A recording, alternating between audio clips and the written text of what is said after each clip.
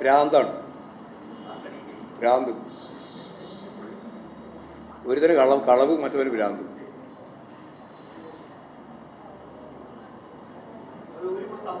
ആ തളിപ്പറമ്പ് രാജരാജേശ്വരി ക്ഷേത്രം എന്ന് പറയുന്നത് ഇന്ത്യയിലെ ഏറ്റവും പ്രധാനപ്പെട്ട ഹിന്ദു ക്ഷേത്രങ്ങളിലൊന്ന്.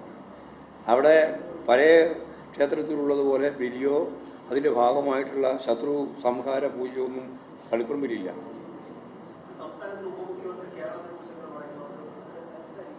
അത് വർഗീയതയാണ്, വേറെ എന്ത് പറയാനാണ്. തളിപ്പറമ്പ് രാജരാജേശ്വരി ക്ഷേത്രത്തിൽ ഞാൻ നേരത്തെ ഗാന്ധിയെ പറ്റി പറഞ്ഞില്ലേ, ഗാന്ധിയെ വീണ്ടും കൊല്ലുകയായിരുന്നു നരേന്ദ്രമോദി എങ്കിൽ ഇത് കേരളത്തിൻ്റെ സാംസ്കാരിക ജീവിതത്തെ തന്നെ പരിഹസിക്കുന്നതിന് വേണ്ടി കോൺഗ്രസ് നേതാവ് തന്നെ വർഗീയമായ നിലപാട് സ്വീകരിക്കുകയാണ് ചെയ്യുന്നത്. അല്ലാണ്ട് തളിപ്പറമ്പ് രാജരാജേശ്വരി ക്ഷേത്രം അങ്ങനെയുള്ളൊരു ക്ഷേത്രമല്ല.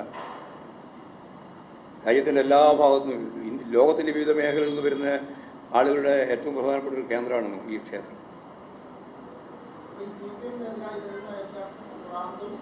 എല്ലാം ഞാൻ പറഞ്ഞില്ലല്ലോ, എല്ലാത്തിനും കൂട്ടിയില്ല ഇത് കൂട്ടി പെടുത്തുക. അല്ലെങ്കിൽ പറ നിങ്ങളും അതിൻ്റെ വസ്തുത പറയുന്നാലും ഞാൻ മാറ്റിക്കളയാം. ശിവകുമാർ പറഞ്ഞ ഇതിന് ഭ്രാന്ത് എന്നല്ലാണ്ട് വേറെ എന്ത് പദം ഉപയോഗിക്കുക? പറഞ്ഞോ, പറയണ ആ പദം ഞാൻ ഉപയോഗിച്ചോളാം, എനിക്കെന്ത് വിഷമം. ഭ്രാന്ത് എന്നല്ലാതെ എന്ത് പദമാണ് ഉപയോഗിക്കുക?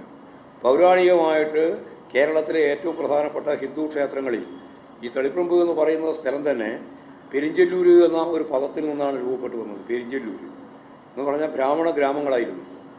ആ രീതിയിൽ കടന്നു വന്ന ആര്യന്മാരുടെ കടന്നു വരുന്ന പ്രവേശന കേന്ദ്രമായിരുന്നു ഈ തളിപ്പറമ്പ്. അവിടെയാണ് പുരാതനമായിട്ടുള്ള ഈ ക്ഷേത്രമുള്ളത്. ആ ക്ഷേത്ര ആചാരങ്ങളൊന്നും ഈ ശിവകുമാർ പറയുന്ന രീതിയിലുള്ളതല്ല. അതാ ഞാൻ പറഞ്ഞ ലോകത്തിൻ്റെ വിവിധ മേഖലയിൽ നിന്ന് ഭക്തർ വന്നുകൊണ്ടിരിക്കുന്ന ഒരു സ്ഥലമാണ്.